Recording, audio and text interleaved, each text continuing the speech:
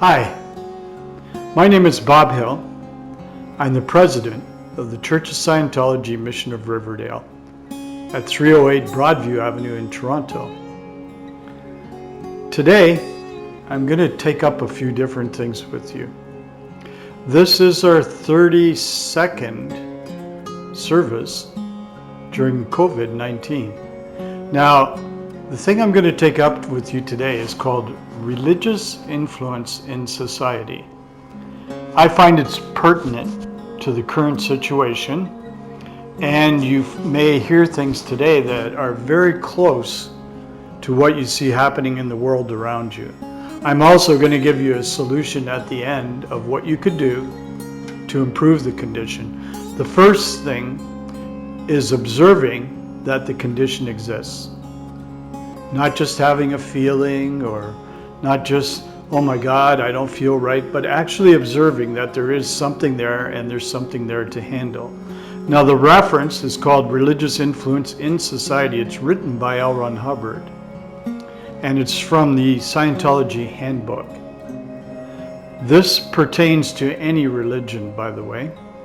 And if you're not a Scientologist and you're watching this, you too can apply these datums. All right? Great. So here we go.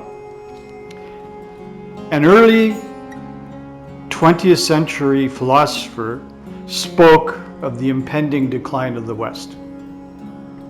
What he failed to predict was that the West would export its culture to the rest of the world and thus grip the entire world in its death throes. You got it? So this culture we have in the West has been put all over the world, and right now we're watching it struggle.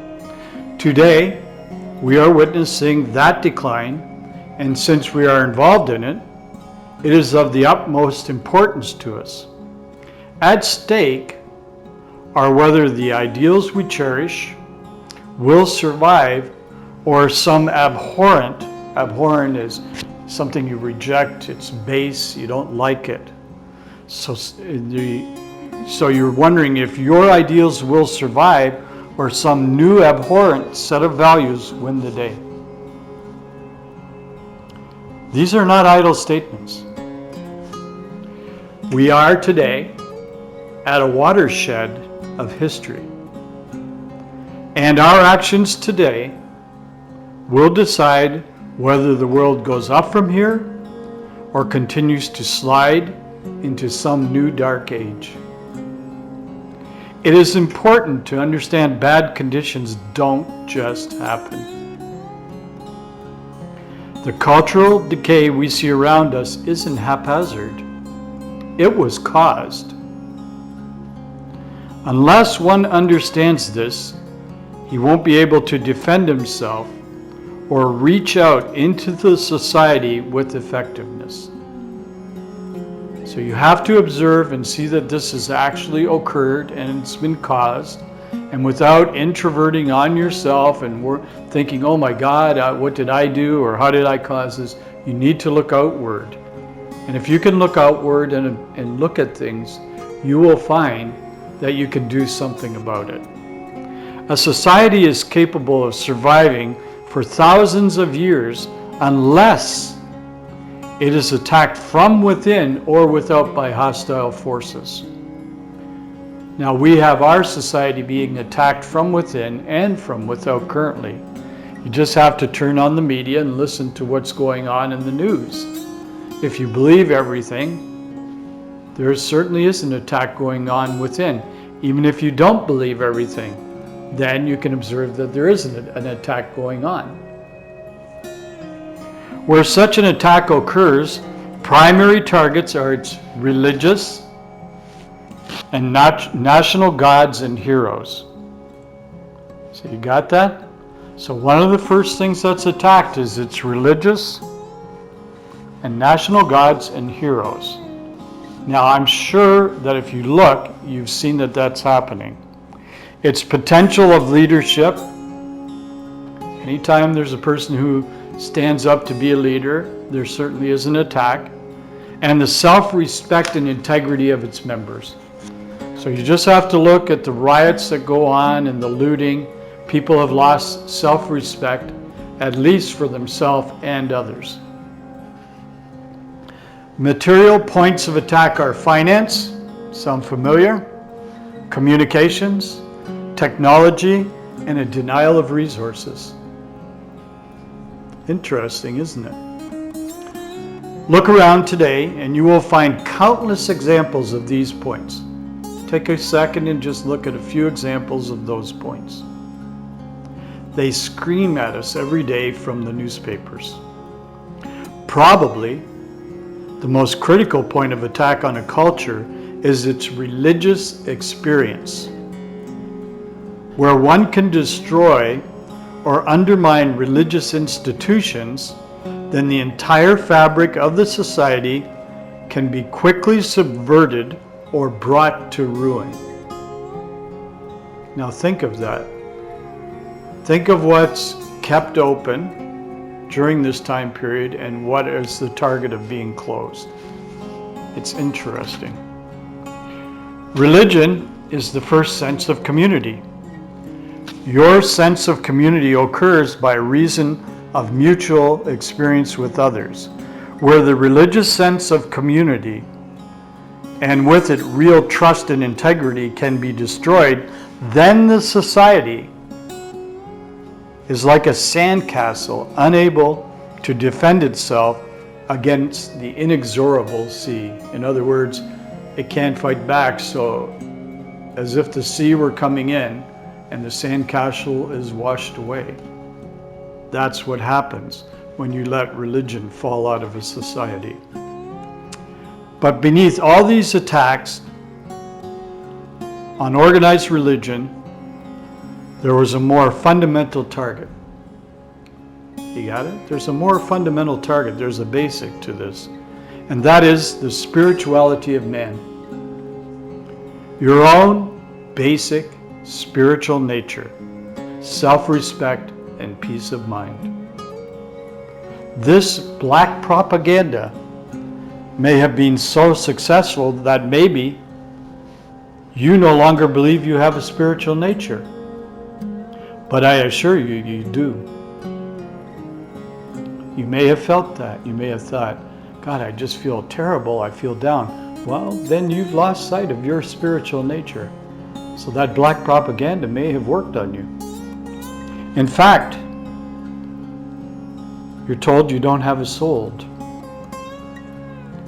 Or, the truth is, you are your own soul. In other words, you are not this book, your social security card, your body, or your mind.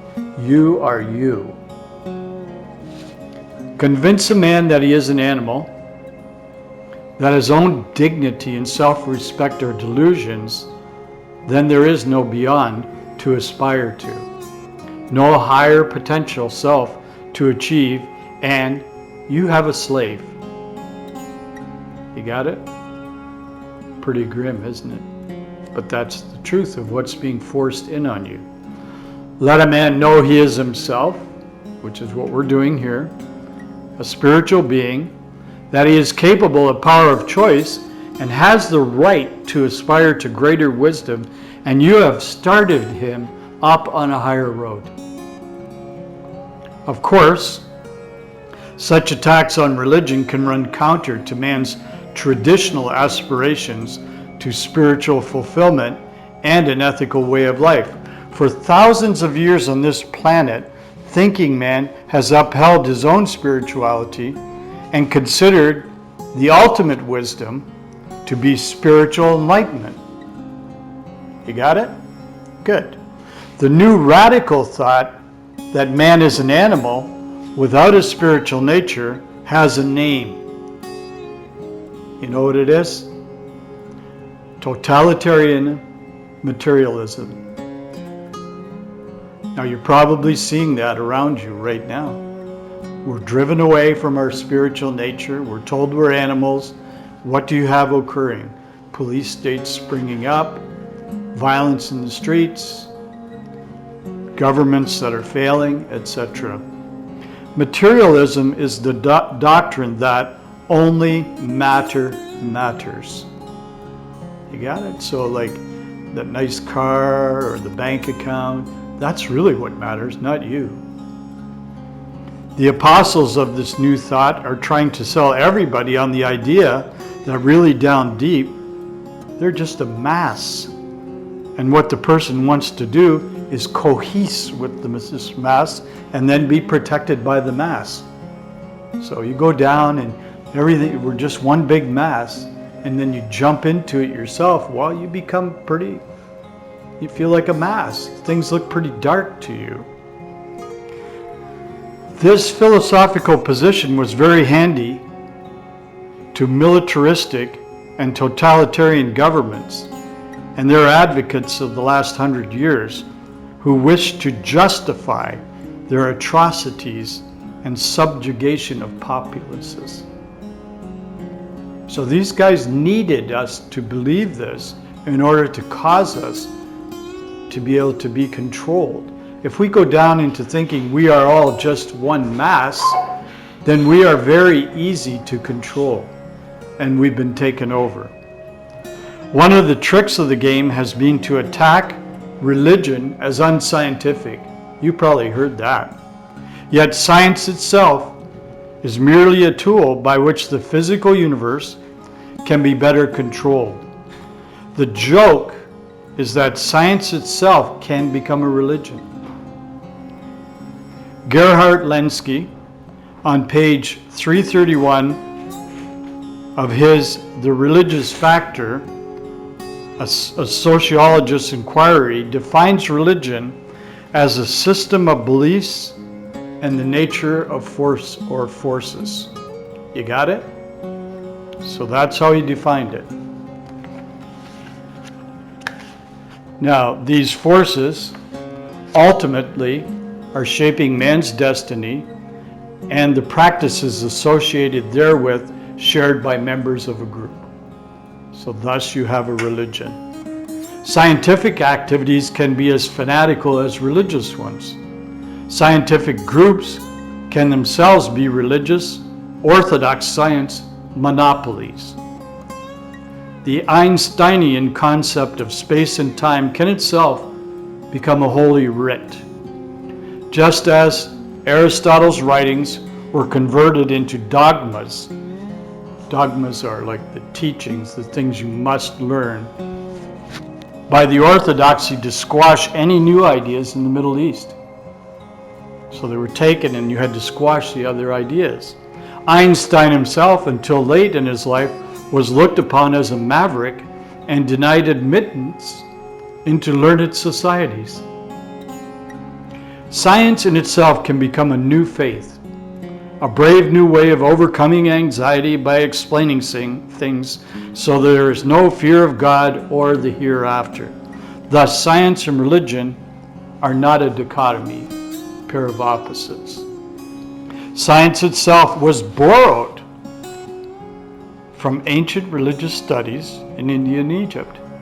There you go. Religion has also been attacked as primitive. Really? Too much study of primitive cultures may lead one to believe religion is primitive, as it is so dominant in them, and that modern cultures can dispense with it.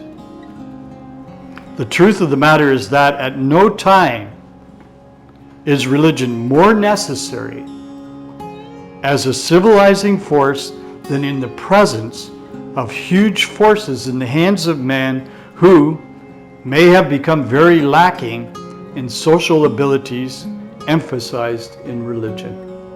It's more important now than it ever was. The great religious civilizing forces of the past, Buddhism, Judaism, Christianity, and others, have all emphasized differentiation of good from evil and higher ethical values. The lowering of church attendance in the United States coincided with the rise in pornography and general immorality and an increase in crime, which then caused a rise in the number of police without a subsequent decline in actual moral aberration.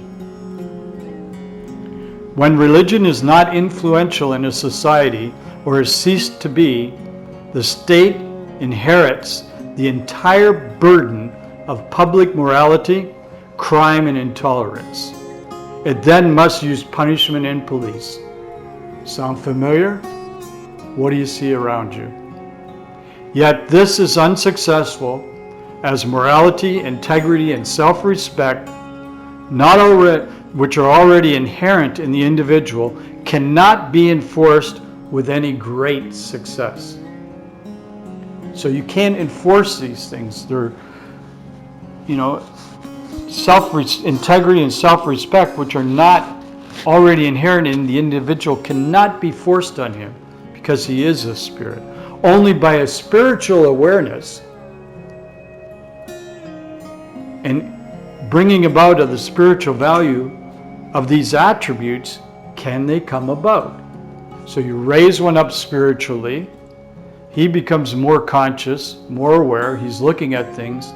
Suddenly morality, integrity, self-respect, these all fall into place. There must be more reason and more emotional motivation to be moral, etc., than threat of human discipline. What we see in the world around us today is a threat to human discipline, taking away of human rights, forcing us to think certain ways. Our children are sent to schools, no longer taught. They're molded into a way of thinking as opposed to actually understanding. Medicine, psychiatry, and psychology solve the whole problem of human nature simply by dumping it into the classification of a material nature. Body, brain force. Didn't solve anything. As they politically insist on monopoly and use social and political propaganda to enforce their monopoly, they debar actual search for real answers to the human race. Their failures are attested by a lack of result in the field of human nature. They cannot change man, they can only degrade him. You push a man into the physical universe, materialism, you tell him you're a body, you're a brain, you're just a force, you're nothing, you're just chemicals floating around in a big sea inside your brain. Well, you're degrading that man. I don't feel like chemicals. I don't feel like one cell. How ridiculous is that? While asserting dominance in the field of human nature, they cannot demonstrate results. Witness the world today. These datums that I read to you have been forced on man. Has it solved the problems of man? I don't think so. We see our culture sliding into a darker pit. And nowhere do they demonstrate that lack more than in their own persons. They have the highest suicide rate. Did you know that? These things that force these issues, these sciences, psychology, psychiatry, field of medicine, they have the highest suicide rates and prefer the use of force on others. That doesn't make sense, does it? Under their tutelage, their teaching, the crime rate and antisocial forces have risen. But they are most condemned by their attacks on anyone who seeks answers and upon the civilizing influences of religion. You got it? Religions actually civilize the environment. They get man searching for his spiritual nature. They bring about an awareness to observe as opposed to becoming something that these sciences that we find in our world today have driven us into as we slip further and further down. Of course, if one is going to find fault with something, it implies that he wishes to do something about it, and would if he could. If one does not like the crime, cruelty, injustice, and violence of this society, he can do something about it. Now, in Scientology, he can become a volunteer minister. This is open to any race, color, or creed. You can become a volunteer minister. It doesn't matter your religion. We're open to all, and you can help civilize it. You can bring about conscience and kindness and love and freedom from travail by instilling into it trust, decency, honesty, and tolerance. Briefly, a volunteer minister fills the definition of religion in this increasingly cynical and hopeless world. Let us look at the definition of religion again. In a few words, religion can be defined as belief in spiritual beings. You may have to do some searching yourself to find if you can get to that point, or if you're even willing to. More broadly, religion can be defined as a system of beliefs and practices by means of which a group of people struggles with the ultimate problem of human life. The quality of being religious implies two things. First, a belief that evil, pain, bewilderment, and injustice are fundamental facts of existence. Second, a set of practices and related sanctified beliefs that express a conviction that man can ultimately be saved from those facts. You got it? So your religion, the thing you're studying, can save man from those facts. Thus, a volunteer minister is a person who helps his fellow man on a volunteer basis by restoring purpose, truth, and spiritual values to the lives of others. A volunteer minister does not shut his eyes to the pain. Now, you have to understand one thing about these volunteer ministers. I could be a volunteer minister and walk out on the street right now today, see somebody suffering, and just help them out with what limited amount of power I have to do so. So a volunteer minister does not shut his eyes to the pain, evil, and injustice of existence. Rather, he is trained to handle these things and help others achieve relief from them and new personal strength as well. Now, as mentioned, anyone, any creed, religious nature, culture, doesn't matter.